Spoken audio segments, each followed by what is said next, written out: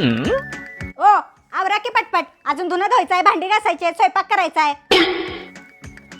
अगं हो की करतो की, किती डोकं खाशील. बाय आहेस का हैवान आहेस. आणि हा माझं 2 भाऊ आणि वहिनी येणार आहे, त्यांच्या देखत लय नाटक करू नका, तुम्ही लय काम करताय असं. काय काय ननंदबाई, कशी आहे तब्येत? काय म्हणते बाळ? मस्त आहे. दिदे दाजी कुठे दिसेना झाले?